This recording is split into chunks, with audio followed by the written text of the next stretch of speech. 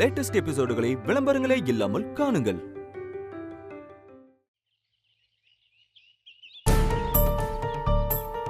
நேற்றுன்னு பார்த்தா நான் லீவை போடணும். மாப்பிள்ளை மேலே வீணா பழைய போட்டு அரெஸ்ட் பண்ணிட்டு போயிருக்காங்க. அந்நேரம் பார்த்து நான் எல்லாம் போயிட்டேன். மித்ரா இதை பார்த்துட்டு சும்மா வேற இருந்திருக்கா.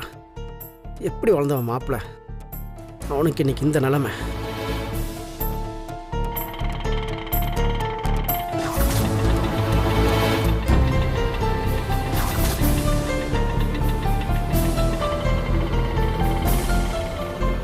வாமா பாபா.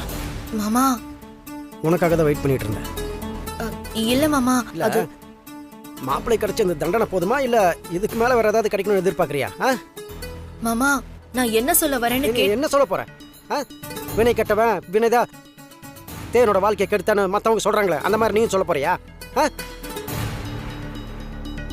ஏமா, வினை பத்தி தெரியும்ல, அவன் எப்படி வாழ்ந்தான்னு தெரியும்ல, அவன் கேரக்டர்னு உனக்கு தெரியலமா?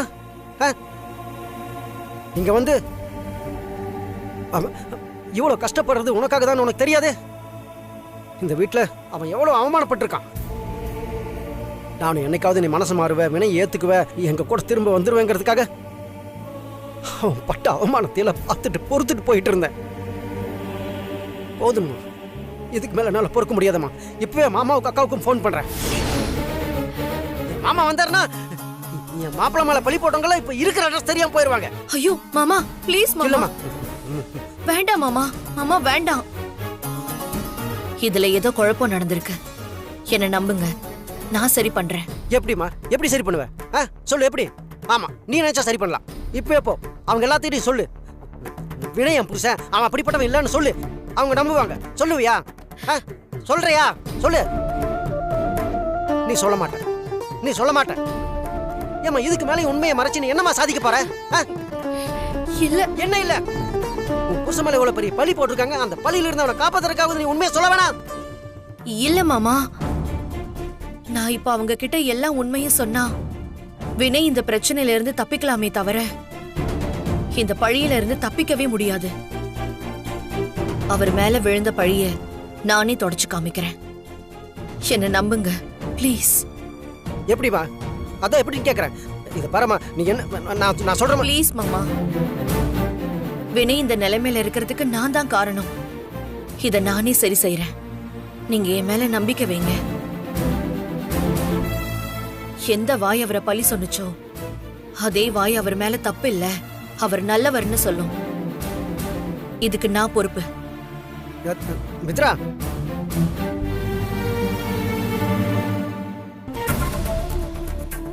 இதோ வர பாருங்க. மித்ரா நில்லுங்க. இப்ப எங்க போயிட்டு வரீங்க? ஏய், என்னடி பதில் சொல்லாம அப்படியே சில மாதிரி உறைஞ்சு போய் நிக்கிற? எங்க போயிட்டு வர?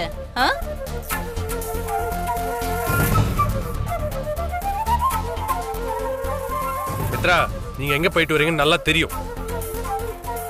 இப்பதான் இன்ஸ்பெக்டர் எனக்கு ஃபோன் பண்ணி சொன்னார்.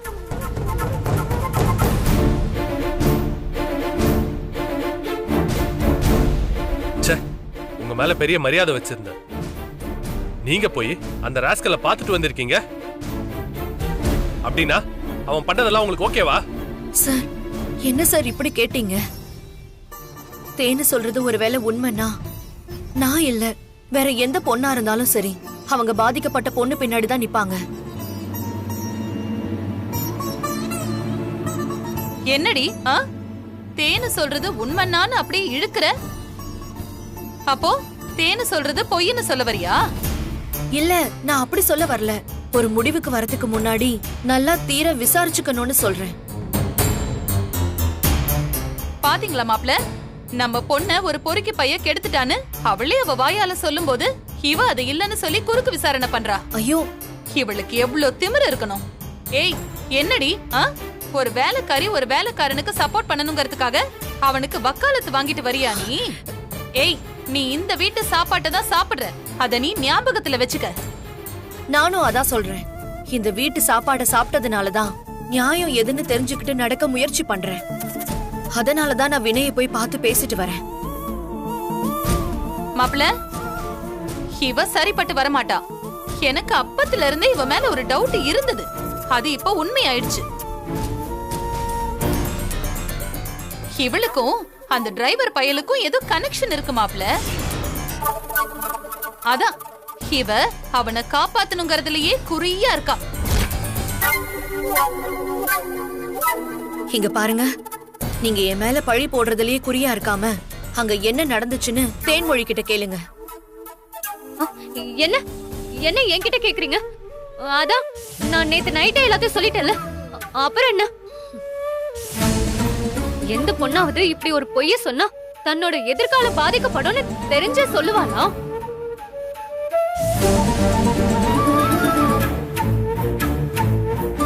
கார்த்திக் சார், வினய் தான் தப்பு பண்ணாருன்னு தேனு சொல்றா. ஆனா வினய் தான் தப்பே பண்ணலன்னு அடிச்சு சத்தியம் பண்றாரு. 2 பேரும் நிதானத்துல இல்லாம இருந்திருக்காங்க. வினயை நமக்கு கொஞ்ச நாள் தான் தெரியும்னாலும் அவர் பொய் சொல்ல மாட்டாருங்கிற நம்பிக்கை எனக்கு இருக்கு. அப்படி இருக்கும்போது யார் சொல்றது உண்மைன்னு உங்களால உறுதியா சொல்ல முடியுமா? நீங்களே சொல்லுங்க சார். நான் சொல்றதுதான் உண்மை. நான் இதை எந்த கோர்ட்ல கேட்டாலும் போய் சொல்லுவேன். தேனு, நீ விவரம் தெரியாம பேசாத. ஒருத்தர் மேல குற்றம் சுமத்துறதுனால அவங்க தப்பு பண்ணிட்டாங்கன்னு கோர்ட்டு உடனே சொல்லாது. நீ சொல்ற குற்றச்சாட்டை பொறுத்த வரைக்கும் சாட்சி, எவிடன்ஸ் இது எல்லாத்தையும் தாண்டி மெடிக்கல் ரீதியான டெஸ்ட் நிறைய இருக்கு.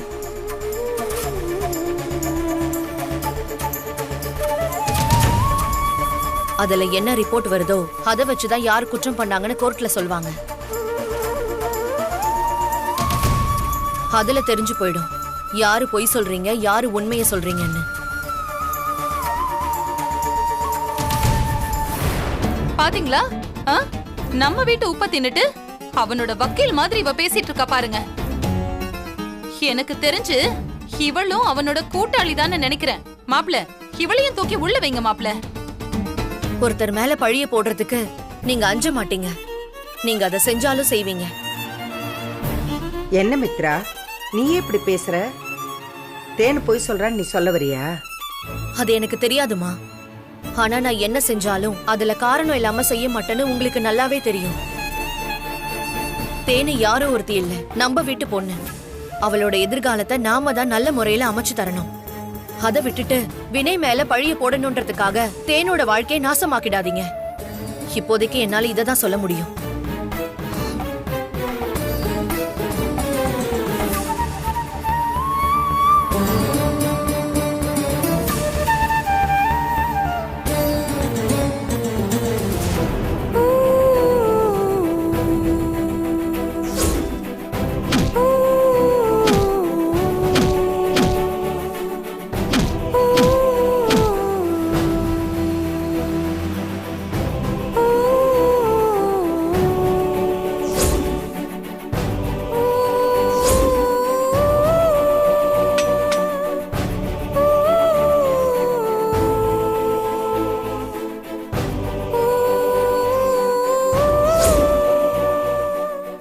தப்பு பண்ணிட்டேன். எல்லாம் என்னாலதான். நான் தான் தப்பு பண்ணிட்டேன்.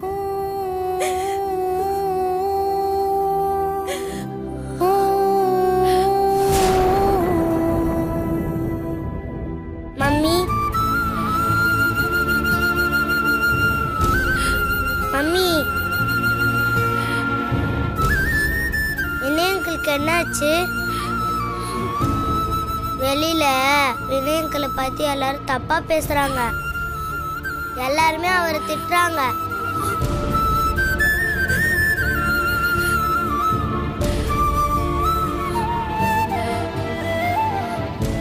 வினய் அங்கிள் ரொம்ப பேட் அங்கிளா மம்மி? நாகு பாட்டி சொன்னாங்க நான் அவர் கூட பேசக்கூடாதாமே. அவர் ரொம்ப கெட்டவராம். அதனால தான் போலீஸ் பிடிச்சிட்டு போயிட்டாங்களாம். சொல்லு மம்மி, வினய் அங்கிள் கெட்டவரா? எதுக்கு மம்மி அவர் போலீஸ் பிடிச்சிட்டு போனாங்க? மம்மி, ஏன் மம்மி அழுவுற? சொல்லு மம்மி, வினய் அங்கிள் கெட்டவரா?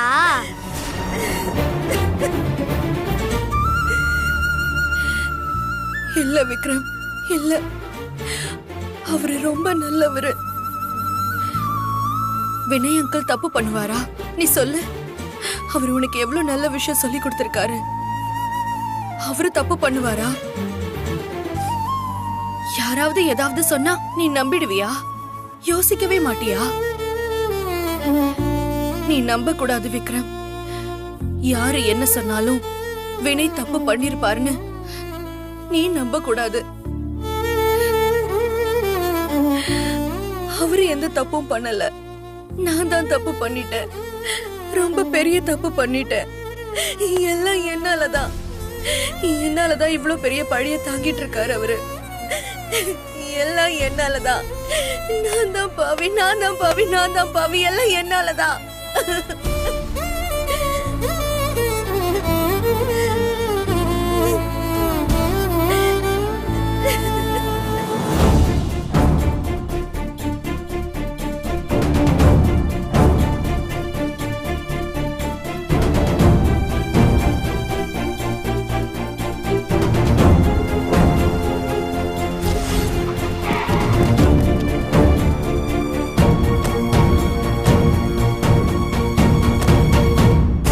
தேனு, இத பாருமா, இனிமேதான் நீ தைரியமா இருக்கணும்.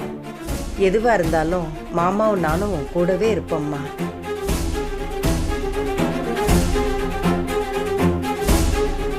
பாவம், புள்ள ரொம்ப பயந்து போயிருக்கா.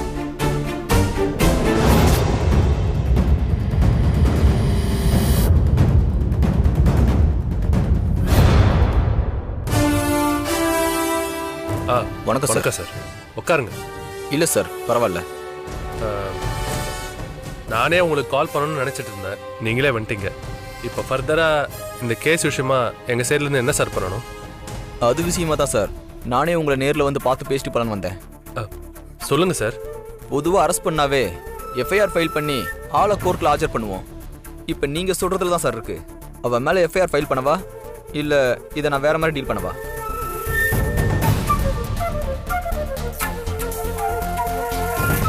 ஏன்னா இதில் நம்ம வீட்டு பொண்ணோட வாழ்க்கையும் இருக்கு.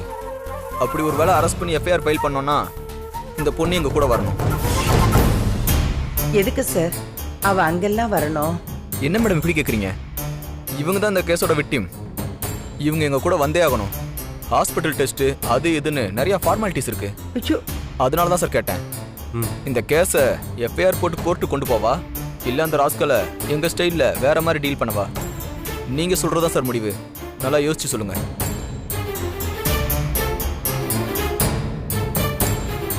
அட என்ன சார் நீங்க இதெல்லாம் இவங்க கிட்ட கேட்டுக்கிட்டு? பாதிக்கப்பட்டது எங்க வீட்டு பொண்ணு. அவனால தேனுக்கு நடந்த மாதிரி வேற எந்த பொண்ணுக்கும் நடக்காதுன்னு என்ன சார் நிச்சயம்?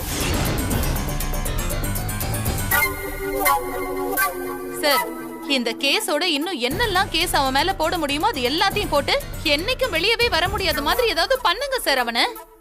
அப்பதான் இந்த மாதிரி ஆளுங்களுக்கெல்லாம் புத்தி வரும்.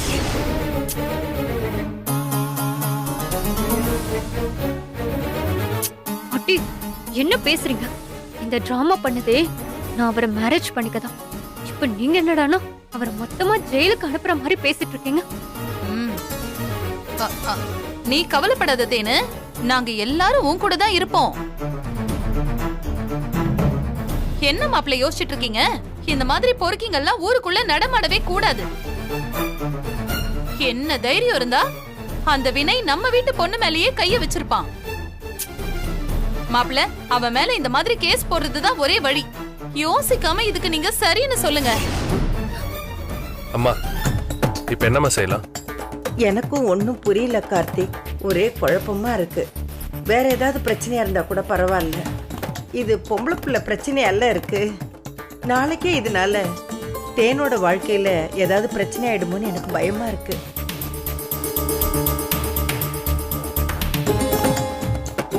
இப்ப என்னப்பா பண்றது?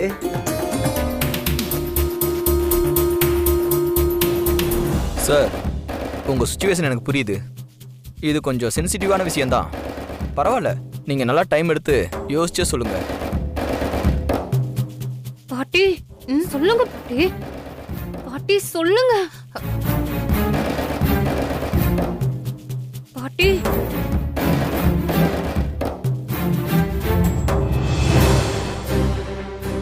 ஓகே இன்ஸ்பெக்டர், இதுக்கு மேல யோசிக்கிறதுக்கு ஒண்ணுமே இல்லை. எங்க வீட்டு சோத்தியை தின்னுட்டு எங்களுக்கே அவன் துரோகம் பண்ணியிருக்கான். நீங்க அவன் மேல எஃப்ஐஆர் போட்டுறீங்க இன்ஸ்பெக்டர். மத்ததெல்லாம் நானே பாத்துக்கிறேன். அப்பாடா, ஏன் பிளான் சக்சஸ். Okay sir. ம். சார் ஒரு நிமிஷம். ஆஹா, இவ என்ன சீன்ல புதுசா ஒரு இக்கு வைக்கிறா? ஐயோ. கார்த்தி மாமா, பாட்டி, நான் உங்க 2 பேர்கிட்டயும் தனியா பேசணும். எதுக்கு? ப்ளீஸ் வாங்க மாமா, சொல்றேன். சார் ஒரு நிமிஷம் இது வந்தேன். எல்லாம் பேசி முடிச்சதுக்கு அப்புறம் இவ அப்படி என்ன போய் தனியா பேச போறா? இருங்க, நீங்க ஒண்ணும் வர தேவையில்ல, இங்கேயே இருங்க. ஐயோ.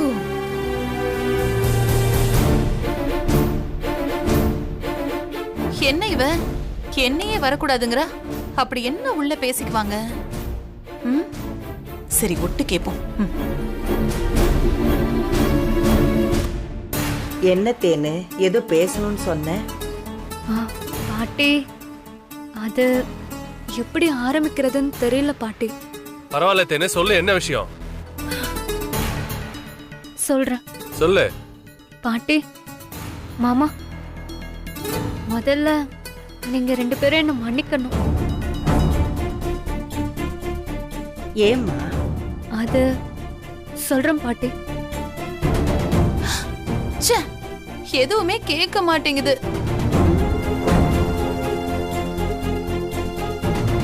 சரி, கீழேயாவது போய் இன்ஸ்பெக்டர் கிட்ட பேசுவோம். போலாம். வினய் என்கிட்ட தப்பா நடந்துகிட்டதுல என் மேலயும் தப்பு இருக்கு.